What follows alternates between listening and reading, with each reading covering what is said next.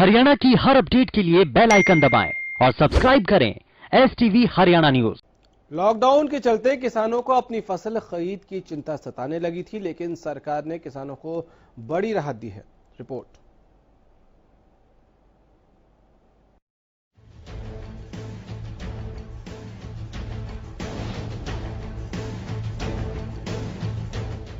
Corona से लड़ने के लिए देश में लगे लॉकडाउन के बीच प्रदेश में सरकार ने किसानों को राहत दी है।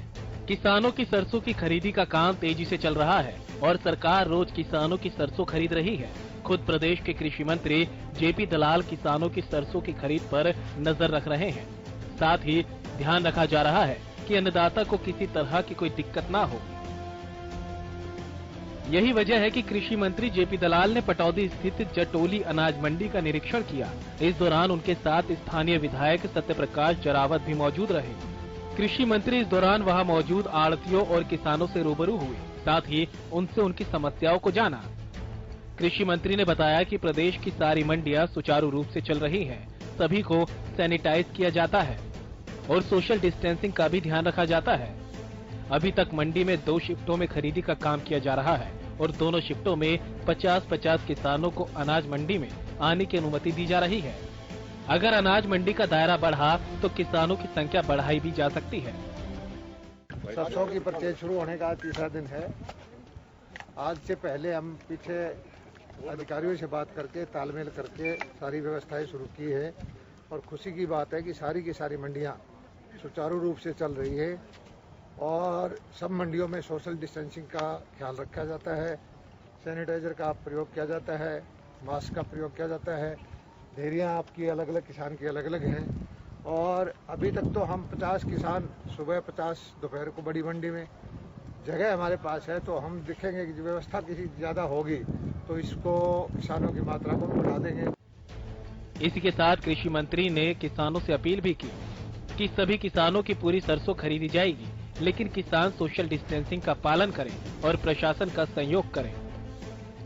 और सब किसान भाइयों से मैं एक चीज कहता हूँ कि सोशल डिस्टेंसिंग का पालन करें और आपकी फसल पूरी की पूरी हरियाणा सरकार खरीदेगी। जब तक आपकी फसल पूरी नहीं आ जाती ये मंडी चलती रहेगी।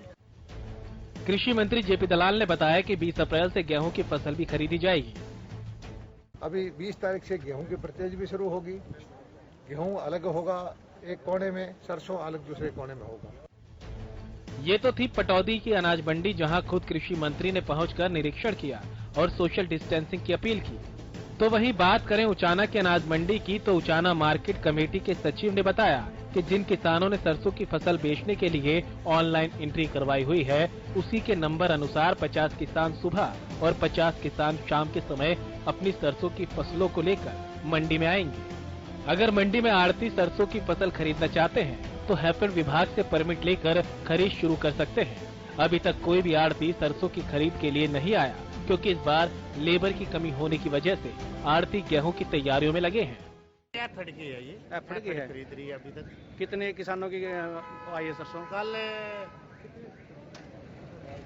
44 किसान कल थे जी और अभी तक 8 की पास हुई है। 8 के पास तो 50 किसान सुबह आएंगे, 50 शाम को आएंगे। आड़ती नहीं खरीद रहे अब के बार?